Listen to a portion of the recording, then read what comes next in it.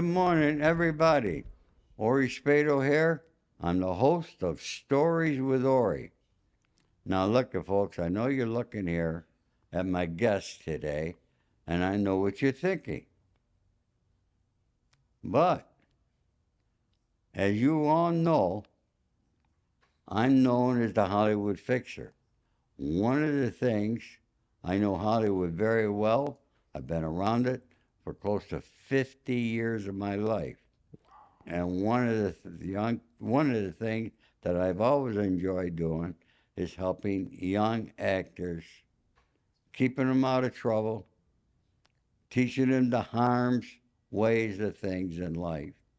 Because look at, you go, you watch TV, you watch a movie, you think these people have it easy. You have no idea how hard they have to work for what they're doing. It's a lot of hard work, and it's very time consuming. Today, I had the pleasure, and I call him my friend, Eric Finch. Eric has been around Hollywood for a while. He's an actor. He's getting involved in music. He's a father, and he's Snoop Dogg's double. I know what he looks like. So, Eric, thank you very much for coming up here today, Eric. And I'd like to, tell the audience, where were you born, or Eric? How did you get started in this here? First and foremost, I want to say thank you so much. And as far as being a friend, I think we're more than friends. I consider us a family member. Well, I appreciate that. Meeting you was one of the most honorable and pleasurable things I've ever come across at any point in time in my life. And I thank you so much for having me on board the show, to you and to everybody else that welcomed me. I come from a small town called Lake Charles, Louisiana, and I started off as a lookalike. And I'm a very open Christian when it comes to things on how I got started. So I always say thank you, God, for where I am today. And a lot of people always ask me who was born first, and I was born before Snoop. But in actuality, I was born before Calvin Brodus, and Snoop Dogg was born before Snoop Double. Oh, yeah? Right. So I'm a little older than Snoop. But I started off as a lookalike, and then I did a couple lookalike gigs. And then from there, I went on the TV show called Great News. And then I started working with John Cryer from 2.5 Men. And then, man, I don't know what happened. It was just like, boom, I just blew up. You said 2.5 Men? Yeah. The TV show? Yes, I was doing a pilot with John Cryer once, and the pilot didn't take off. I don't know what happened. Oh, that was the Charlie Sheen show, 2.5 Men. Yeah. So I was pretty ecstatic. I brought my twins with me too, and I was like, "Hey, man, that's the dude right there." It's like, "Who?" I said, "Man, look at him." It's like, looking at him, they didn't even know who he was, and I was like, "I bet you it was Austin and Allie. You probably know." And it's like looking around, are they here? And I was like, "No, they're not." But working with John Cryer was pretty fun. And his cast that was there, it was amazing. But it went further, doing a commercial for Snoop. My first commercial was Karna. It was when he was being inducted into this new type of bill, a commercial. And then it went to doing a Corona commercial, and they said, "Hey, man, we need you to read this script." I was like, "Read a script?" They said, "Yeah, we need you to do this voiceover." I was like, "Okay, cool." They say, "Read it." And I'm like, sitting down, and I don't like reading too much. I'm a numbers kind of cat. And they said, "Read it." And I'm kind of worried. I said, "Okay." I said, "La vida más fina. That's the fine life, baby." And they said, "Cut. That's it. Send it." Boom. Next thing you know, I'm doing Corona beer commercials, then 19 Crimes commercials, Big Lighter commercials, water commercials, Vivint commercials. I did the movie Bromates, and then I wind up on The Masked Singer. And then I've been blessed ever since. And then people started noticing me, and then I had to take a break for a couple years because it wasn't because of fame or fortune. It was because I had a little hacker, and I just needed to take a break from social media, and it brought me back to reality. And I'm here where I am today. And had it not been for that, I would have never got the opportunity to meet amazing people like yourself and your crew, and I would have never had the opportunity to meet some of the people that I've been engaged with in the last few days. That's also a story. From Louisiana to Hollywood, Yeah, from the projects in Louisiana. the I project. came from the projects. I did over 20 years in the United States Navy, retired at Camp Pendleton, and I worked in warehouses for a while. So so that's how you ended up in California Yes, through the Navy. I ended up in California because of the Navy, and I met my wife and here in California, and we've been together now 19 years, married. And God bless. That's awesome. And that's my ride or die. I knew she was my ride or die from the You moment. got wonderful two daughters here. They are twins. Yeah, I rolled the dice. I got snake eyes, and I was blessed, and I'm happy to say that one wants to be a Navy pilot. One wants to work with hair and nails. One wants to be a cosmetologist. And then she wants to become an entertainer. And I never even pushed them towards being an entertainer or the other being a naval pilot. It was something that they chose to do on their own. And when you hear that as a dad, that's amazing because both my parents were Marines. I wanted to be a Marine. Don't get me wrong, but I there's did too. I Really? ended up in the Army. Well, there's nothing wrong with that. I mean, we all do different things, but I look at it this way. We became the biggest and the baddest of whatever branch we was in, right? So my Right. mom and dad produced one of the baddest sailors that ever walked on the earth. That's how I see it. And but I say thank you for your service all the time, and I say Thank it you. again, I thank do you. too. You know, And I go over to the VA hospital here. hmm I give the workers. I've given out hundreds of books over there.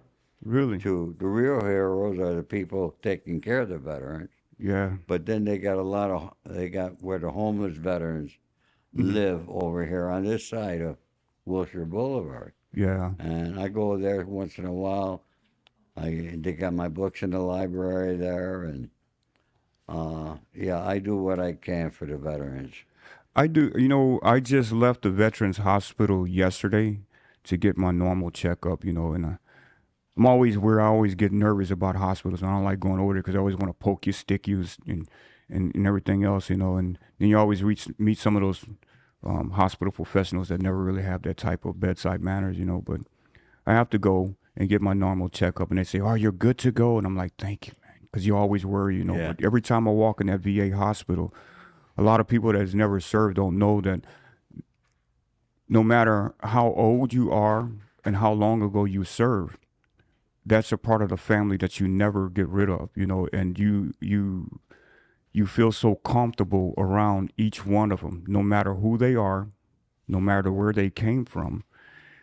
It's a bond that nobody can ever break That's or right. understand, So when I step in that platform in the VA hospital, I see so many of my brothers and sisters in there. It's just like amazing. I'm like, hey, what's happening with y'all? And they were like, hey, what's going on, Snoop? And I'm like, no, I'm not Snoop, man. But I thank you all for your service, and even for the people that are serving inside the hospitals, man. It's nothing but love for them. And I always ask them. I say, hey, man, have you ever served before? They're like, not one day. And I was like, well, thank you anyway for helping my brothers and sisters. So I'm gonna go in and look for this book, and I know I'll probably see it where I go to the one in Loma Linda because it's Where? close in The VA? the VA in Loma Linda. I don't know if it's down in Loma Linda. I Really? know it's up here because I put it there. Oh, really? Yeah. Oh, I do it personally. whoa. Yeah. Uh, I should get them out to all the VAs. I should, it's another thing that thought about doing. They should be in all prisons. I don't know if it is or not. I'm sure it is. Well, when you go, I'll go with you. Yeah. For real. I mean, That'd I'm be serious. cool. I'll keep my word. Come with me someday when you're up in this area. I go to West LA, which I'm sure you probably passed it. Well, no matter if I'm in this area or not, I mean, we got each other's number. We can talk Right. anytime we want. You know what I'm Yeah. saying? I'll be more than happy to come. I mean, like, I'm just a car drive away. I don't mind driving. Yeah, because I did tell them, and I put my name on the volunteer list. All right, to go, but they haven't called me yet. To go into the hospital and do a reading for some of the patients at the Veterans Hospital. Hmm. Yeah. Well, let's see if we can make something So happen we together. might be, well, we got a lot of things to do, but in a normal course of a day, Mm-hmm. on your normal going to the grocery store, the drugstore, wherever, how many people mistake you for Snoop Dogg? Because So when I first met you, and I met Ricky at my dear friend Freeway Ricky's opening of his cannabis shop out in the valley. that's the weed shop And with I y'all that seen don't this know. guy standing there with some other people, and I told my son, "Oh, that's Snoop. I want to go meet him." My son said, "Dad, that's not Snoop." I said, "Bullshit." And thank God we did meet. Yeah, And, uh, we're talking about doing some things in the future here. And yeah. we get the right team together. I think with you, me, and Ricky, we could do some good events. Oh, And I most want to do them definitely. around Los Angeles, in Southern California. Yeah, most You know? definitely. Most definitely. But for me, I mean, like going a lot of places, sometimes, sometimes I have good days and sometimes I have bad days. Yeah. Going to concerts is a little challenging. Going to the supermarket, I normally stay in certain areas, but sometimes you go to places, being in the entertainment industry, you have people that like you and you have people that dislike you. You know, I don't try to be anybody that I'm not. I'm myself. I can't help the way I look, but people will always say you're trying to be somebody other than yourself. And it's hard when you're judged like that. But for me, when I step out of my front door, I know my name is Eric Finch. When somebody meets me, they'll say, "Hey, man, are you Snoop Dogg?" And I'm very open to tell them, "No, I'm sorry, I'm not. I'm Snoop's. I'm a double. My name is Eric Finch." And sometimes people don't want to hear that. They want you to tell them something else. But when I go to a grocery store, we go to Victoria Garden, somebody tried to give me this $4,000 dog, man. I'm like, oh my God, bro. It was a beautiful dog, man. I mean, don't get me wrong. I would have been like, oh, I'll take it. But they were giving it to Snoop. So I couldn't Take it. honestly take this pet. So I said, I'm sorry, I'm not Snoop. So they said, well, take it anyway. I said, well, no, I didn't feel comfortable. So we go to the yard house and they have a certain area, because I eat in Rancho, and they have a certain area that they'll put me inside, in a corner, and they treat me with a lot of respect. But when I go to certain locations, people get kind of irate and they'll start saying, Snoop, Snoop, Snoop. So we went to, what was the name of that? Besamo Mucho, I think, Besamo Mucho concert. I had somebody that used to represent me that sent me there with no security. And I had just got done on the news media and they told them that I was going to be at this concert. And it was me and my twins. And we went there, and within like maybe 5 minutes of us arriving, because we kind of snuck in a little bit, somebody seen me and like 800 people surrounded us. And my poor daughters, they didn't ask for the attention, but I had one that was overwhelmed by the amount of people that surrounded us, that she was shaking, and I feel bad because it's not something that they signed up for, but it happens, Right. And then I went to another concert, so I spent a lot of time backstage. I'm one of those people that want to see everything from the other side because I never got a chance to, and now I'm seeing it from a different side. And I enjoy both sides, but it's difficult sometimes, like I don't go down Hollywood Boulevard. I try to stay away from that area. Last time I was over there, the cops kicked me off the street, and I was like, "Man, did I do something wrong?" They're like, "Dude, do you want to go back to that?" I was like, "No, not really." And they started escorting me off. And my wife is Latina, so they blocked her off, man. They wouldn't let her go down the steps with me. I was like, "What are you doing?" And he's like, "Well, she can't go with you." I said, "Dude, that's my wife." And it's like, "Oh, my bad." And then they let her off, Yeah. and then they blocked off a street that was a one-way street to help us go out, which was pretty Okay. crazy. It was pretty. It's fun, and sometimes it's scary, you know. But it's part of the business, I Now, as guess. far as your acting career, are you getting work constantly, or are you do more acting or more commercials? Acting. Well, I always tell people when you're a member of Screen Actors Guild, you're employed and unemployed, and people try to figure that out. I say, well, as an actor, you're employed because you're an actor, but you have to look for work all the time. So you have to cast, and there's always going to be somebody that's better than you. Absolutely. And because of when you look like somebody, it's kind of hard to find acting jobs. because you resemble somebody so much, or you kind of look like that person. So a lot of people's like, well, we don't want to make it seem like it's Snoop Dogg doing this commercial and it's not Snoop Dogg, you know. But I get a lot of gigs too, you know. I just got done doing Jimmy Kimmel. I doubled. Did the Jimmy Kimmel show? I was on Jimmy Kimmel a while back, and well, just a few weeks ago, where we did the pre-taping for Snoop and Dre's actual taping. So I was there with 50 Cent's double, myself, and Dre's double. We were there the day before. Oh, there's a 50 Cent double? Man, there's doubles everywhere, man. I swear, man. I think there's a double for me. Isn't that Snoop? No, I'm just joking. I'm joking. But yeah, there's a double for there's a lookalike. They say there's a lookalike for everybody in this world, and I definitely believe it. You know, I have identical twins, and somebody always telling me one of them looks like me, and I'm trying to figure that one out, and they're identical. You know, so well, I mean, me and you look alike, don't y'all think? Don't we look alike? Look at him. You know, I'll tell you a funny thing. On TikTok, I got like over 250,000 views on a show I did about P. Diddy, Puffy, whatever his name is. Okay? No, it was, about him. And then somebody said I look like Clive Davis. You do. Holy crap, that's scary now. Well, I'd put a wig on and I'd do the Whitney thing, but I'm not shaving my facial hair, so that would be an awkward moment. Yeah, man. But so, you do. You think I look like Clive Davis? I'm just saying. I mean, don't y'all think so? I mean, y'all can speak out loud. I know everybody like kind of scared, like don't say nothing out loud. We don't want everybody to hear it. But it's okay. They won't get mad. I promise. They'll get mad at me. I look like him. You know, I met him before. Really? When he had. What's her name? Whitney? No, or the other one? Whitney before. After Whitney. What's her name? Big singer. Who's the other one? He was showcasing her. Oh, I got. They looking. Man, I can't remember. What's the other singer's name? They searching. Hold on. I'm glad they didn't say Siri. She got one name. She goes by one name. Who did Clyde? Huh? Rihanna? What? Was it Rihanna? No. Come on, your girl got to know the name. I don't know. They got Google. I don't know. Okay, well, anyway. Like one of them people. Her name. Yeah, I met him. He was a nice guy.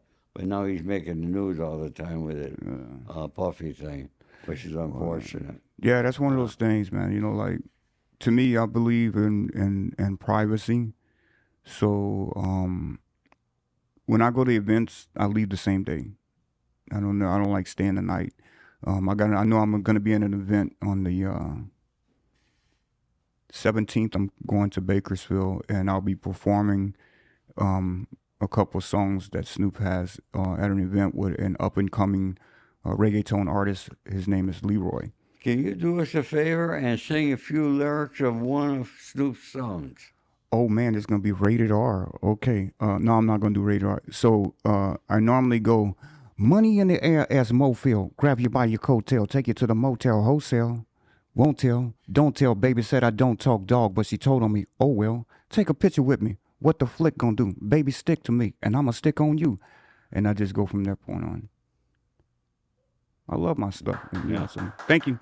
Super. Somebody loved me. My kids didn't like it. No, you know, so, and then I'll do that, and I'll be performing a little bit in Bakersfield with a friend of mine, Leroy Villa. And that'll be on the 17th of this month. And then on the 27th, I'll be making a guest appearance over at the concert in was that by Victorville? With a whole bunch of people. Rolls Royce will be there, you know. So. You know, Eric, the more I get to know you, the more respect. Today is the first time that I met these two lovely daughters. Thank you. And I got to commend you. They're very respectful, very nice young girls. And I got, you know, and I do this a lot with people that I see that had their children with them, are teaching their children. the right things in life, and I can see you're doing that, you and your wife. So you should be very proud of that there. Thank All you. right, because you accomplished something in today's world that a lot of people are not doing it anymore. Thank you. Thank you. I mean, I live my life from where my parents taught me, honestly. Um, I want my kids to remember me and my wife as good parents. And I want them not to be exactly like me. I want them to be better than me. And I tell them that every single day. And I want them to know that everything that I do is not for me, it's for them. It's not about fame and fortune, Right. and it's not about demanding respect. It's about them being something greater than I am, And today I was telling them that we're going to come and see you. And always teach them to say thank you. Yes, ma'am. No, sir. I appreciate it. And they have absorbed that from day one of birth and carried on with that every single day. So each person that they've met in my circle of military friends have been a big positive role model for them. And they know that in this life that it's not a choice that you're a role model. You don't, you're there. You're a role model 24 hours a day, Right. whether you want to be one or not, so they know that. And I'm really Well, proud of them. I talk a lot about respect, loyalty, and honor. Um, and, these are things you need to teach your children Right. before the age of 12, because from 4 to 12 is like the most formative Right. years of teaching a child. Yeah. But Eric, we only got a couple minutes left. Mm-hmm. Is there anything special that you'd like to tell the audience? I always end things by telling people my motto, and it was my little quote. And that's never let people stop you and let you settle for where you are. Everybody always say reach for the stars. I tell people to reach for the universe. The stars is a stopping spot. That's where you just want to settle for where you are. But if you reach for the universe, there's so much more for you out there. Look forward to going somewhere further and not stopping where you are. Very good. And I thank you. Thank you so much for having me. Thank you, Eric. It's been a pleasure. God bless you. Thank you. Thank you very much for coming.